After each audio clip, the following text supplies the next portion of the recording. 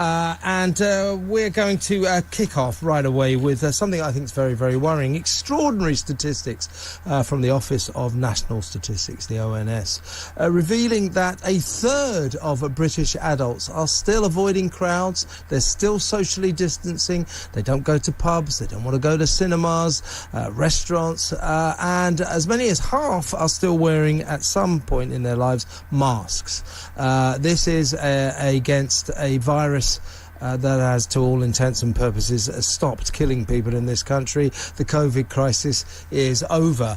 Somebody needs to tell them what is going on here, though. This is very, very worrying, because I would suggest that these people are victims of Project Fear. I mean, they're actually terrified of something that doesn't warrant terror anymore. We need to do something about this, I would have thought. Let's talk to Dr Laurence Gerlis of SameDayDoctor. Good afternoon, Laurence. Good afternoon, Kevin. Yes, it's the power of the PSYOPs, the psychological operations that have been running for the last 2 years, as you say, Project Fear. And it just goes to prove how you can manipulate and control a population. I never thought I'd see it in my lifetime. We've seen things happen in the 1930s in Europe. We've seen things happen in communist states where you can control population, where you can spy on your neighbors and report them. I never thought I'd see that sort of psychological operation in this country. And we're now reaping the whirlwind of the control that was imposed upon us by TV broadcasts and creating this fear and panic.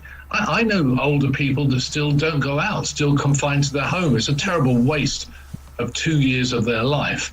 I still see people coming in to see me wearing masks. I saw a family yesterday all wearing masks, all had to sit outside in an outside space.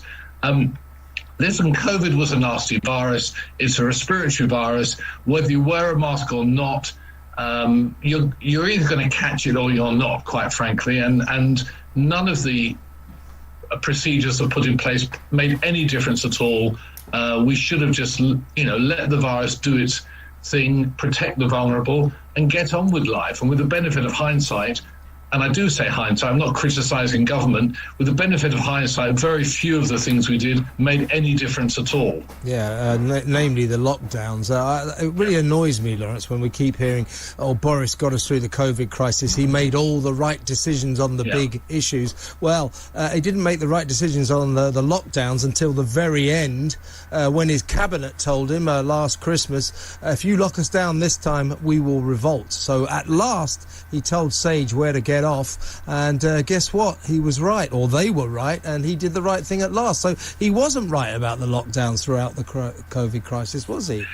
Well, but listen, we were no worse than other countries. In fact, we were better than some other countries. You only have to look at what's going on in China now, where they're still trying to pursue a zero COVID strategy. You look at what they tried to do in New Zealand, and so on.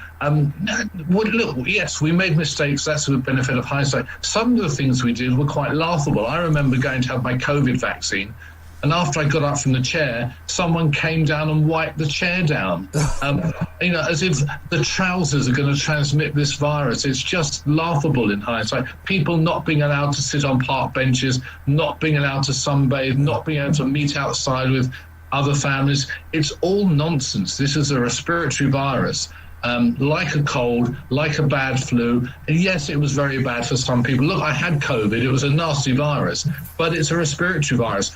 All the touching, hand washing probably made no difference at all. Masks making very little difference, maybe a little at the height of the early days in March 2020. And as you say, lockdown, closing schools, leaving children at home without education. So much damage has been done to them. The health service became a national COVID service, so we've seen an increase in drug abuse, alcohol abuse, heart disease in young men, suicides, all because of lockdown. And as you say, we've got a legacy now of people who are petrified, people with OCD, washing their hands, not going out, avoiding crowds. It's crazy. Yeah, I would say to people, try shake your friends' hands. People are avoiding shaking hands. It's ridiculous. Let's talk about Project Fear, though, because we know that SAGE, the 100 or so scientists and doctors who were in that august organisation, that they had among their throng behavioural scientists who were there to help the government deal with a population that they thought might not comply with the rules. So what you have to do, you have to terrify them, and that's what they did. So let's not beat about the bush.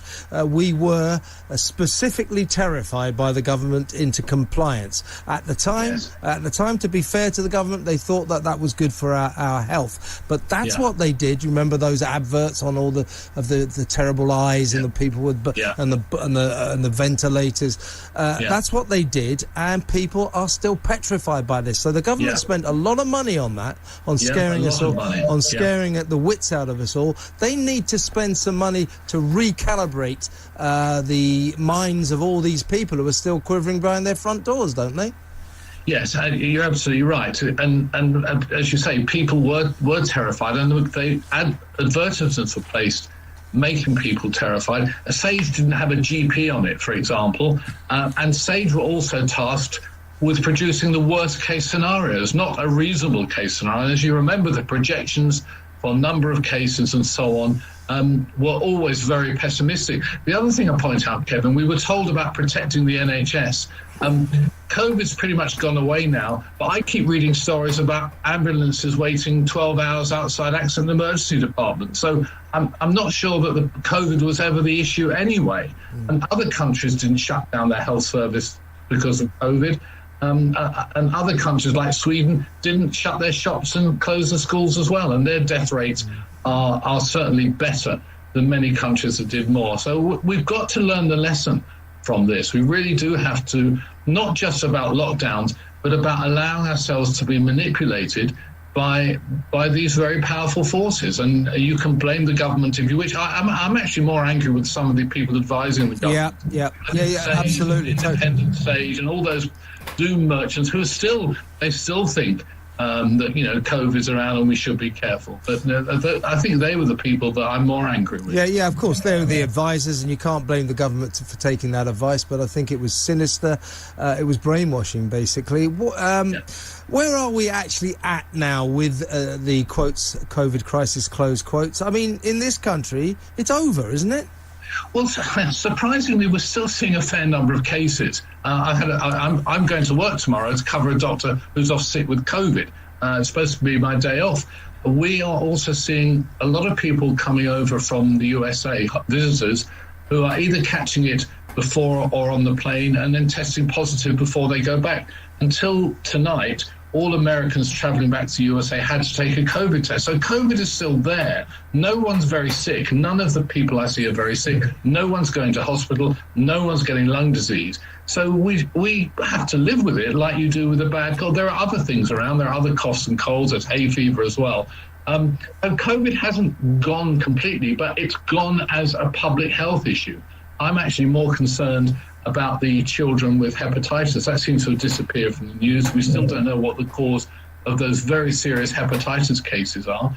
And we've also been associated with a couple of cases of monkeypox. Not that I want to cause another scare. But what I'm saying is I think COVID shouldn't be in the news anymore. No, exactly. And more importantly, we should get people to realise that now it is nothing to be worried about. No more should we worry about COVID than we worry about the flu or a cold. None of these things are nasty to catch, but there's no reason to quiver in your own home and not shake hands with your friends. Lovely to talk to you, Laurence, as always. Dr Laurence Gerlis there from Same Day Doctor.